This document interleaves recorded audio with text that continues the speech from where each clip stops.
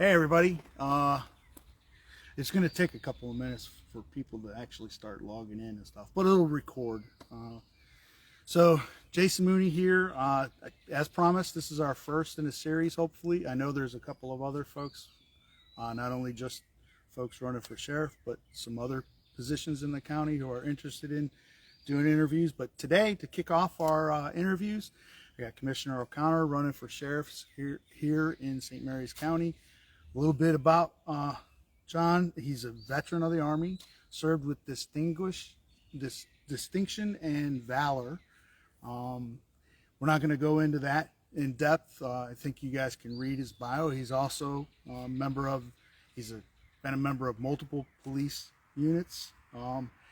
And I'll save the bio stuff. You guys can go read about all the really cool stuff he's done. Thanks for your service, by the way. Thank you. Your continued service to the community. So I'm just going to go ahead and kick off with some questions. All right, sounds Anything good. to add to intros? No, I think you did a great job on the intro, but I will say it's kind of cool to be the first live back from the ones that you've done. So That's cool. Yeah. All right, so first question, focus on stuff about the sheriff's office. Right. So if you were to think about your top 3 priorities after you are elected as St. Mary's sheriff, what would they be? What are the top 3 things that you need to fix, reverse, or continue, or in your own words? Top 3, and maybe not in this order, but these would be the top 3. Is one, reducing the violent crime in the county. It has been increasing over the last few years. We've seen that with the shootings. We've seen it with murders, rapes, first-degree assaults. So that's one thing right there. The next is district-based policing. Right now, we have a District 1, District 2, District 3, and District 4. The District 1, well, first of all, none of them except the headquarters building are actually staffed 24 hours a day, 7 days a week. Yeah, we want patrol officers and criminal investigators to be out on the street, but at the same time, if we have district stations, we want to make sure those district stations are staffed. So when a citizen comes up and they want to come in and receive services of whatever nature, they're able to do so. The third one is the traffic fatalities in the county.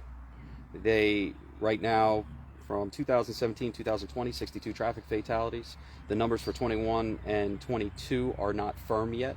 However, they are on par, if not a little bit higher than those previously ones. So when you think about getting in your car with 62 traffic fatalities over those years, one year we had 19. So you would say that on average, a person a month is dying in a traffic-related fatality. So it is tremendously sad, and there's a ramification for each one of them, not just the death. Of course, none of that can be done with I know you said 3 priorities, but it ties into the 3, is getting the staffing appropriate for the Sheriff's Department for the populations it's serving, because the men and women of the Sheriff's Office that you see driving around in the black and whites, that the members of the Criminal Investigation Division, they do an amazing job. There's just not enough of them to keep up with the growth of the county at this time. Okay, picking up off of that last part of your answer, so speaking to officer retention and growth of the department, what things do you think should be done to improve in those areas? Well, one, I don't believe the pay has always become an issue in any job, right? People want to make more money. They want to be able to provide for their families. I believe that we've taken care of that and stayed competitive, and that's going to be a never-ending cycle. But I know you and the commissioners have definitely addressed that with you leading the charge. I've seen it. Yeah, so. we did a mid-year adjustment outside of the budget process to totally adjust the pay scale for the entire Sheriff's Department. It was the first time that it happened in nearly 20 years that their entire pay scale was redone, and it was a large effort to get that done with all the money. And that's also corrections, because when we have these conversations, the focus tends to be on what you see every day, but then there's the correctional officers that are working, and I want to make sure they're a part of that conversation because it's important. often people don't leave agencies because of money. You know, what it comes down to is workload, climate, and management. You know, I've been in the philosophy that I've worked for bosses that, you know, I really don't like, but I love the job. Mm-hmm. And then when I don't like that boss, and it becomes to a certain extent, you're like, you know what, I don't want to be here anymore. And the money was never an issue for me. I just wanted to be in a place that I could be productive, go do my job, come to work, and go home. So for me, management style is huge in recruitment and retention. The turnover rate from the sheriff's department when I first came in was costing the taxpayers $3.5 million a year. Oh, wow. Yeah, and we were able to edge some of that off with pay increases, getting the police vehicles to where they were supposed to be, but there's still that constant turnover rate, and it's costing taxpayers money. Okay. All right. All right. So to pick in a little bit about one of your top priorities, and that's addressing the crime, what specifically do you think needs to be done? Like, we see this, it's like it seems every day there's another stabbing or shooting in Lexington Park. Right. So what kinds of things do you think you should do in order to address that? Well, you do, no matter what, have to work with the community, Mm-hmm. right? But law enforcement agencies are not designed to solve socioeconomic issues. They're not designed to solve the problems within the home of the, you know, whether it's a single-parent household. You know, our job is to work with the community for things that we can tangibly affect. So the community does have, I would say, a responsibility to work within itself and have law enforcement support their efforts. And I actually said this at the Stop the Violence meeting that was just the other day. And yeah, support. That's really what it comes down to. Now, on the other side of that, it's been said that you can't arrest your way out of this. And I completely disagree with that, because there's short-term and long-term goals. You know, long-term, working with the community, breaking the cycle of violence happens before the people get involved in the violent lifestyle. All right, that happens beforehand. So that's a generational shift that needs to be there. But citizens in the county, in order to feel safe and secure, want to know that the people that are pulling the trigger, the people that are doing these crimes, are taken off the street. The way that is done is thorough investigations and arrests. And then we have to rely on the state's attorney's office to actually do their job and make sure that they're prosecuted, and it's just not a nolle prosequi on whatever technicality there may be. So I believe it's a combined approach, but you have a short term and a long term. Short term is, you know, we need to get out there. We need to identify the individuals that are doing this. It was said saturation patrols don't work. 100% disagree with that. Saturation patrols in the area, as long as they're focused appropriately, absolutely work. When somebody sees a police vehicle, it is proven that for an hour and a half, that effect is still there. A traffic stop in an area that it has high violence, it leads to a safer environment because of the officer presence that is there. You know, that when most of the guns that I got off the street were from traffic stops. Data-driven policing is great. It is. I think it's a wonderful tool, but you can't abandon traditional police work for just the data-driven end of policing. You know, and random patrols don't always work, but when you have, for instance, this county only has 2 officers that are assigned to a traffic unit for a population of over 110,000.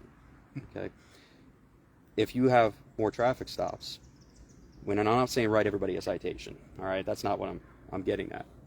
Enforcing the actual moving violations, in 9 out of 10, based on where you're enforcing and how you're enforcing and the plan that you're getting, you're gonna get the drugs, you're gonna get the guns, and it has to be a combined approach.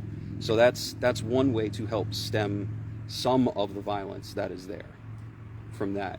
The other side is an anti-crime unit. You know, the sheriff's office had their youth gun task force, and you know what, they did a great job for a very short period of time. But doing it in small stints, like it was done, the effect wears off. And then they realize, okay, this was just a short break, we're not going to be there. It needs a more full-time concentrated effort, such as an anti-crime unit. And that anti-crime unit can be the long-term extension of a criminal investigations division. that is actually out on the street. They're gathering the intelligence. They're the ones that are finding the perpetrators that are selling guns, buying guns, buying the drugs, and then they can go ahead and strategically do what they need to do operationally to go ahead and remove those people from the street. But again, it's the system. Then the state's attorneys need to go ahead and hold them accountable and follow through. Gotcha. Because if we're locking them up and they're going there and they're getting kicked back out, we're starting back at ground zero.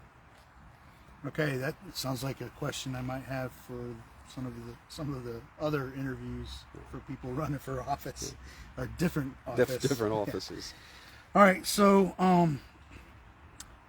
let's see. So let's shift gears a little bit. So thanks to you and the other commissioners, about 2 years ago, this time frame, St. Mary's County became a Second Amendment sanctuary, and thanks, appreciate that, and I know the people out there on this particular group appreciated it too. Right.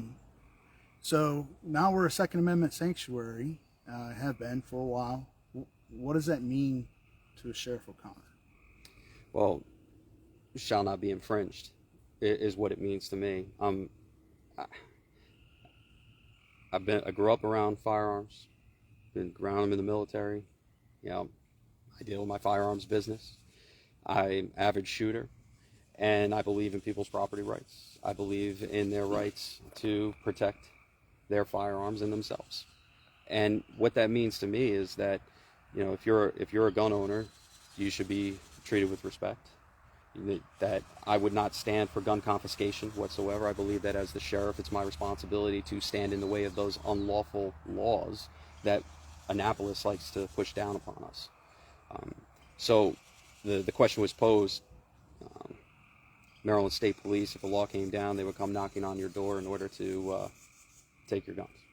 Well, I love the Maryland State Police. I know many of them. And it's not about the individual officers, but this is about the Constitution for me. And this is about gun owner rights. So as the sheriff, a constitutional officer, it's my job to stop the state police from taking your firearms. And that's not just a verbal conversation. That's, a citizen calls and says, state police are here to take my guns. No, my deputies, or me personally, need to intercede in that and go, what are you doing? That's not how it works.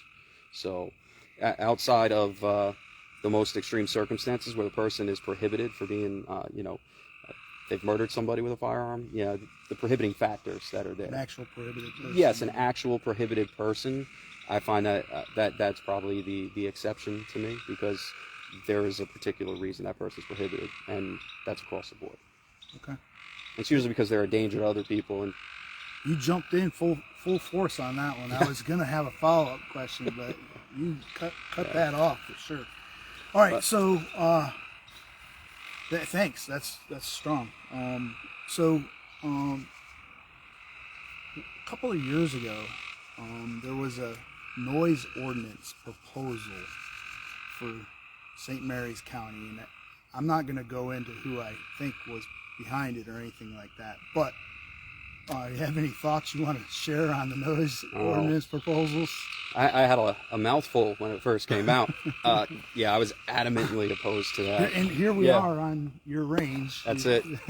Yeah, so for me it was a two-pronged attack. One, it was an attack on just people's property rights in the county, but it was also an attack on the Second Amendment. And the reasoning behind it is one particular commissioner received complaints from people about a small business that had nothing to do with actual firearms at all. And it started. I remember it was like putting docks in or something. Correct. Yeah, it was a marine construction business, and I'll leave their name out of it because it just popped into my head. But you can go back and look it up if you want to go back that far. But so that's where it started, and then people started complaining about shooting on people's private property, right? And some people abuse the system to the extent of calling the sheriff's department over 84 times, some false and some true, in reference to shooting. Now, that's not on a known range. On a known range with a safe backstop, and yeah. So, but unfortunately, that was placated by the sheriff's department. So that's not in a sequential order or a timeline there, but it kind of gives you the gist. So it was an attack on the Second Amendment because people were shooting. People said they didn't want to hear gunfire. And then it was also an attack on people's property rights to do what they wanted on their property. Okay, within reason, obviously, you want to be a good neighbor when you have to be a good neighbor, but we don't need to legislate that end of things. Look, it's already there. The state has a noise ordinance. We didn't need to legislate it down any further, and to the point where that noise ordinance made it where if you ran a vacuum, you ran a vacuum, somebody could call and make it a leaf blower, a criminal offense. Yep.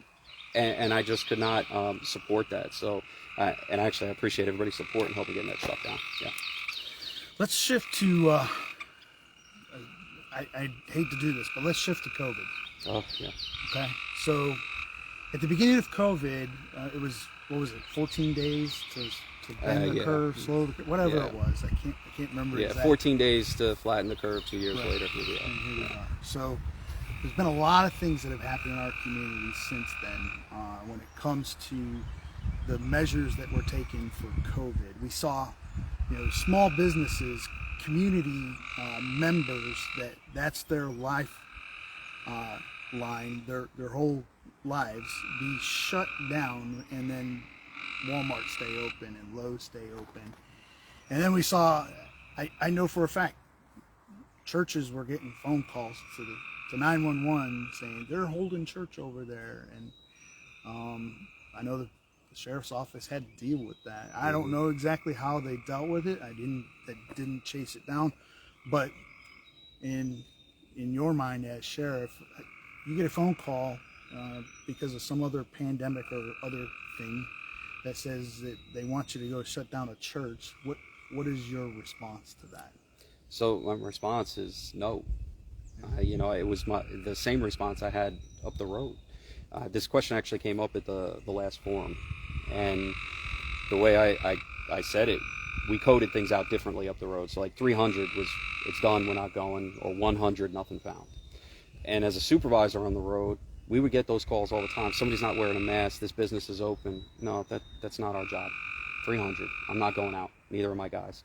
Health department wants to go out there and do what they got to do. They can go do it, but we're not assisting them unless somehow, some way, it turns into like a criminal altercation, right? And I'm not talking about just a simple trespassing, okay? Because that's been the excuse that's been used of why people were arrested for violating the mask mandates. But I can tell you, I didn't do it then. I'm not going to do it now, and I would have never sent my deputies out to like Ridge Hardware to do that. The health department can serve the papers, and the Maryland State Police had an entire task force that was set up for that. So if they wanted to do it, they can go ahead and they can do it.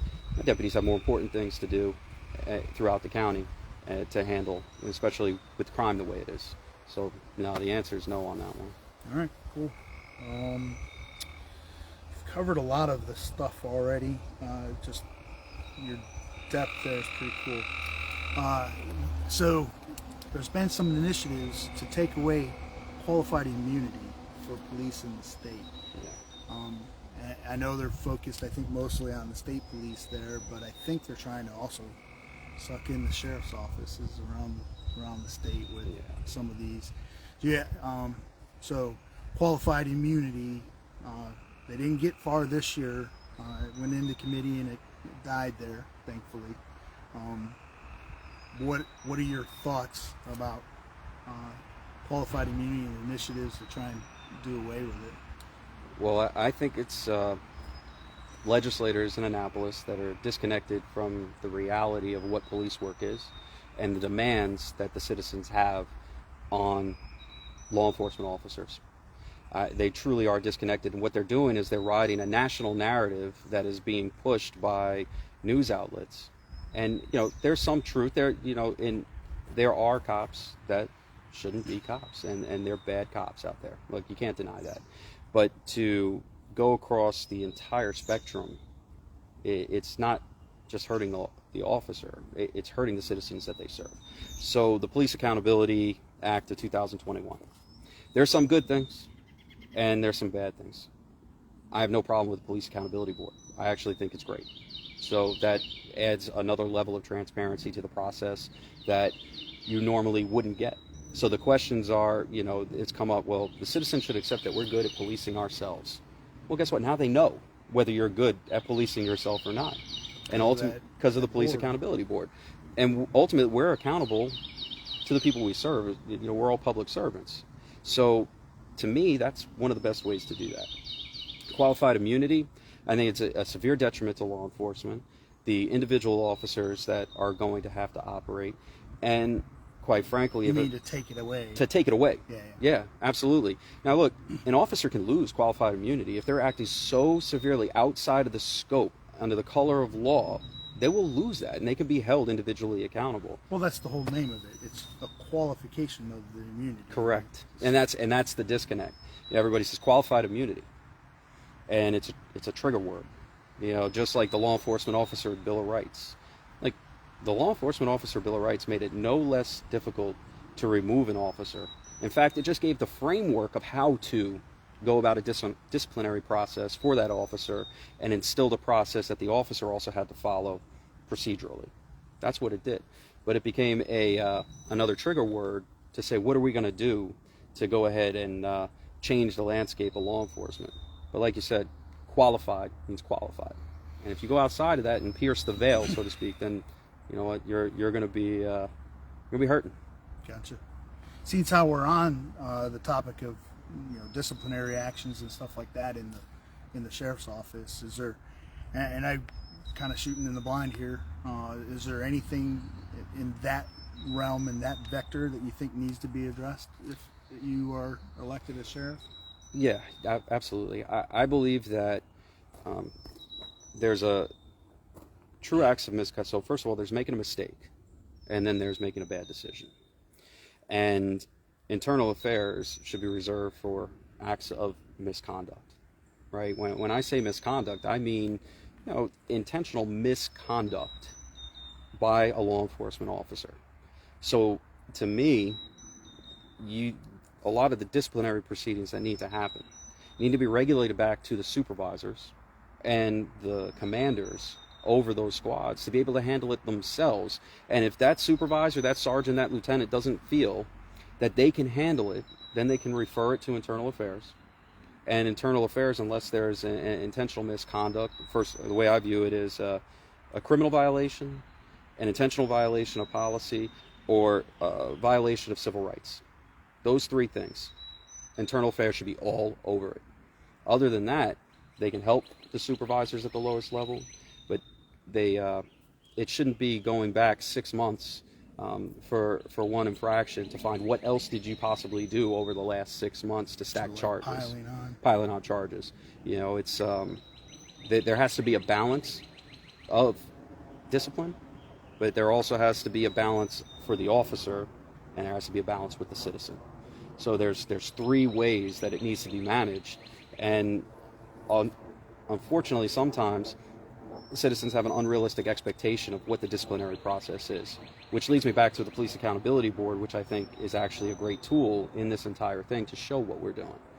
But you give these men and women a badge and a gun. More power than the President of the United States instantaneously can take somebody's freedom away without a jury, without a judge, nothing. Most powerful thing there is. There is. The American law enforcement officer is the most powerful job in the United States because you can take somebody's freedom away like that. So you need to be able to trust them. You need to be able to trust the supervisors and the lieutenants to make those right decisions. And guess what? If you go back and you find out they're not making the right decisions, then they need to be held accountable for not making those right decisions. And it needs to come back. Then in that case, it could be something that Internal Affairs deals with. What we need to do is get back to trusting our police and not placing the liability on the individual officer, but allowing the agency to take the liability. And as commanders take the liability, and as that chief law enforcement officer say, I'm in charge of this agency, and ultimately everything that falls on it is my responsibility, and not try to shift that liability to the individual. And that's what I see happening across the United States as well. Okay. All right, so one more serious question and then a light question. All right. So serious question, why you instead of somebody else? Why should we vote for you? That is a serious question. So I want to bring an outside perspective. Since 1982, there has not been an outside candidate for the office of the sheriff. The one sheriff said this is going to be the next successor that's going to be sheriff, and then they ran and they went from there. I believe that our county is changing, and I have the experience that is not fully contained within the sheriff's department right now from working at different police agencies and experiencing different policing models and knowing what to do and what not to do. So with that being said, I bring a different set of tools to the table, a fresh perspective. If somebody's running a business and the business isn't working, or, that's a perfect model, the business isn't working, you're going to look at the manager and say, okay, well, I'll make the assistant manager the manager that wasn't trying to do anything prior to change the direction of the business. Right. So most business owners will go, maybe I need an outside perspective to see what's going on here. And that's what I want to bring. I want to change the dynamic of the way we're policing in the county to provide better service. And again, because of the way the tenor of the election has gone and the spin that's with it, it's not a reflection of the boots on the ground deputy. That really isn't. But it's the service to the citizens that I want to change up and make it a little bit safer. Okay. Or a whole lot more safer. Gotcha. All right, let me check over here real quick. Yeah, you were kind of moving off camera, I think. But all right, so sorry guys, but anyway, okay, fun question. All right. Favorite pistol? Smith & Wesson M&P 9mm 2.0. It's kind of much improved trigger, doesn't it? Yeah, it is awesome. And I like the core with the RMR. Okay. Yeah. Favorite rifle? Wow. I have quite a few. Rock River. I thought you were going with one of your own. Oh, well, for what I carried on the street, Rock River 10.5, SBR, burst Gotcha. gun. But as far as long distance, Allegiant rifles. Gotcha. Yeah, that's it. No, I was thinking police. Favorite shotgun? 870. Can't go wrong with the old reliable. No, it's a workhorse. I love it. I'm going to go ahead and turn it over to you and let you kind of close out with the people of St. Mary's County with anything else that you want to say. Sure.